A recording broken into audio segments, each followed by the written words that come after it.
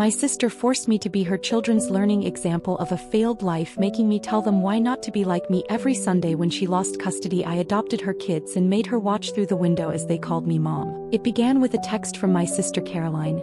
Sunday dinner, 5 p.m. Don't be late. Seriously, don't. You're coming, right? More like an order than an invite.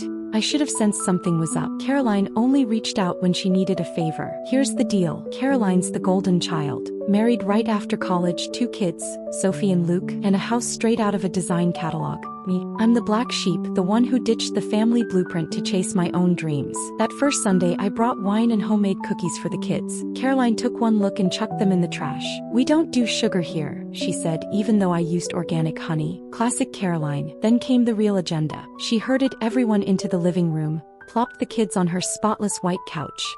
Who even does that with toddlers? And dropped the bomb. Kids, Aunt Eva's here to explain why her life is a mess. Pay attention.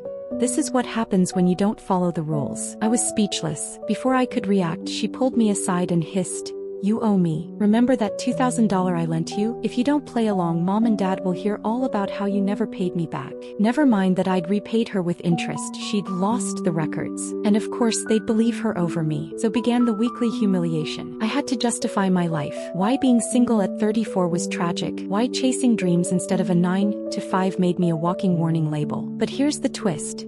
Sophie and Luke weren't buying it. Behind Caroline's back, they'd ask me about my adventures, their eyes wide with curiosity. I even caught Luke doodling stuff I told him about. Once he whispered, "I want to be brave like you, Aunt Eva." Then Caroline's perfect world started crumbling. Matthew turned to drinking, her control slipped, and she got nastier. The lessons turned into full-on attacks.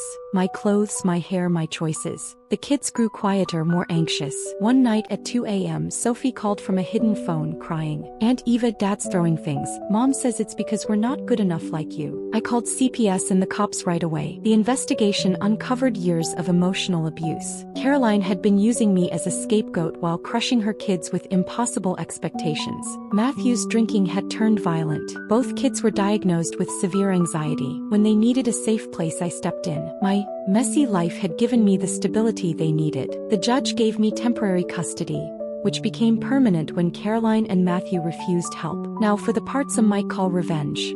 On adoption day, Sophie texted me. Caroline was outside watching. I gathered the kids who'd been begging to call me Mom and hugged them by the window. They shouted "Mom" loud enough for her to hear. Luke even pressed his hand to the glass, showing off his first B- in math, a grade I celebrated because he'd tried his hardest. Caroline stood there for an hour, watching her failure of a sister give her kids the love and freedom she never could.